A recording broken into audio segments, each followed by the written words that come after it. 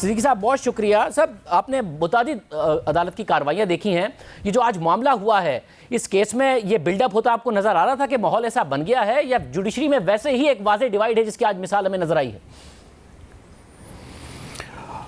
جی ہاں, یہ مسلسل اگر آپ دیکھیں تو اس میں ہمیں ایک جو پولرائزیشن ہے وہ نظر آتی ہے. اس پہ آپ یہ دیکھیں کہ ابھی ریسنٹ مثال ہے جس میں جو وزیر اعظم ترقی فنڈ کیس تھا, ثوابدیدی فنڈ کیس تھا, اس میں ایک آرڈر آیا جس میں justice chief justice of Pakistan کا آرڈر تھا جس میں یہ کہا گیا کہ جسٹس قاضی فائز عیسیٰ جو ہیں وہ کوئی مقدمہ جو ہے وہ وزیر اعظم کے خلاف نہ سنیں. پھر اس سے پہلے جو ہے وہ بھی کچھ ایسی ججمنٹس آئی ہیں جس کے اندر جسٹس منصور علی شاہ کی بھی ایک ججمنٹ آئی تھی, اور اس سے پہلے جو ہے وہ ایک اور ججمنٹ بھی آئی تھی جسٹس قاضی فائز عیسیٰ کی, جس کے اندر انہوں نے کہا کہ اہمیت کے جو کیسز ہیں وہ نہیں لگتے ہیں. تو ججز کا اس حوالے سے جو ہے وہ مختلف جو رائے ہے وہ آتی رہی ہے سامنے. اور اس کیس کی سماعت کے دوران بھی جو ہے ہم دیکھتے ہیں کہ مسلسل جو ہے جذباتی ماحول ایک ہمیں دیکھنے کو ملتا ہے, اور ایسا لگتا ہے کہ جیسے کہ پوری کی پوری supreme court of Pakistan trial پہ ہے. اب جیسے گزشتہ روز کی ہی اگر مثال لے لیں, جس وقت سرینہ عیسیٰ اپنی جو ہے وہ گزارشات کر رہی تھی, تو اس دوران بھی ایک واقعہ ہوا جس پر جسٹس منیب اختر کے اس رویے اور جسٹس مقبول باقر کے درمیان بھی ہوا تھا. اب یہاں پر جو ہے پھر جسٹس منیب اختر جو ہیں انہوں نے معذرت بھی کی تھی. اسی طرح سے تلخ جملے ہوتے تھے, تند و تیزی ہوتی تھی, جسٹس قاضی فائز عیسیٰ بھی پھر معذرت کرتے تھے. پھر ایسا بھی ہوا کہ بینچ کے سربراہ بھی جو ہے وہ ہوتے تھے اور پھر ان کی طرف سے بھی یہ کہا جاتا تھا. تو ایک جذباتی قسم کا ماحول جو ہے وہ اس مقدمے کے دوران میں ہمیں دیکھنے میں آیا ہے.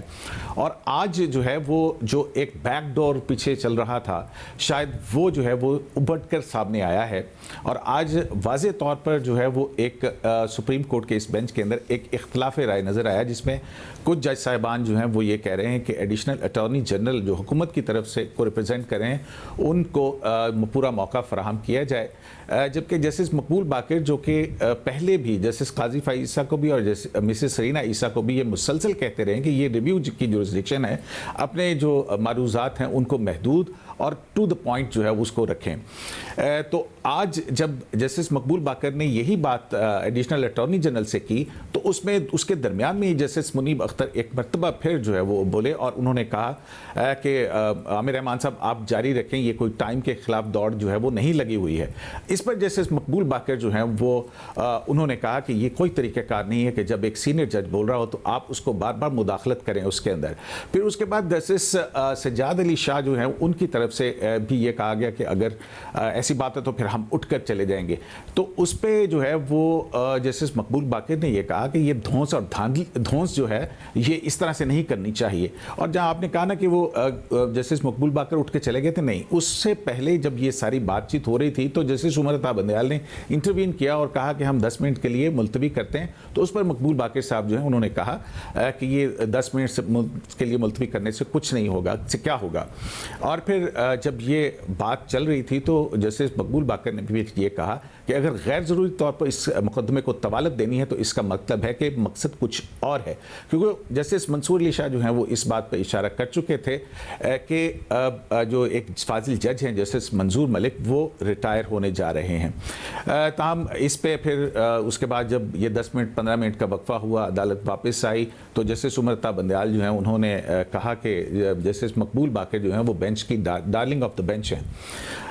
انہوں نے پھر اس معاملے کو جو ہے وہ کرنے کی کوشش کی, اور پھر عامر رحمان جو ہیں ان سے یہ کہا کہ وہ ایک FBR کا آرڈر جو ہے وہ ہمیں دیں. گو کے ساتھ ہی انہوں نے یہ بھی کہا کہ وہ جو FBR کی رپورٹ ہے وہ تو ہم نہیں دیکھ سکتے ہیں, لیکن ایک آرڈر جو ہے وہ ہمیں آپ فراہم کر دیں. اس پر پھر جسٹس قاضی فائز عیسیٰ جو ہیں وہ انہوں نے اعتراض کیا. انہوں نے کہا کہ 187 کا جو حوالہ عامر رحمان دے رہے ہیں اس کے تحت حاصل کیا گیا کاغذ میری جو مسز سرینہ ہیں ان کے خلاف استعمال نہیں کیا جا سکتا ہے. اور یہ سارا قضیہ جو ہے وہ اس وقت شروع ہوا تھا جب انہوں نے جسٹس قاضی فائز عیسیٰ جو ہیں انہوں نے یہ کہا تھا کہ فلبسٹر جو ہے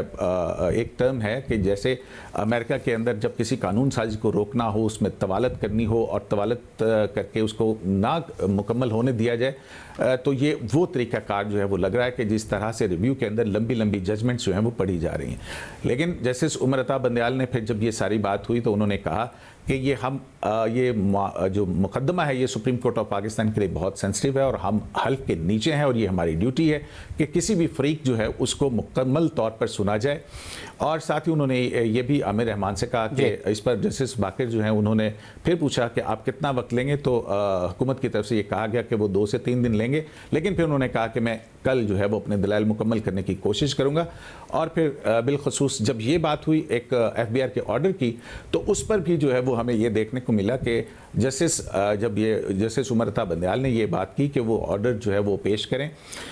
تو اس پر جسٹس مظہر عالم میاں خیل جو ہیں انہوں نے بھی یہ پھر اعتراض کیا، اور انہوں نے کہا کہ عامر رحمان صاحب ہمیں یہ بھی بتائیے گا کہ ایک معاملہ جو کہ کسی اور فورم پر سب جوڈیس ہو، اس کو کیا دوسرا فورم جو ہے وہ دیکھ سکتا ہے؟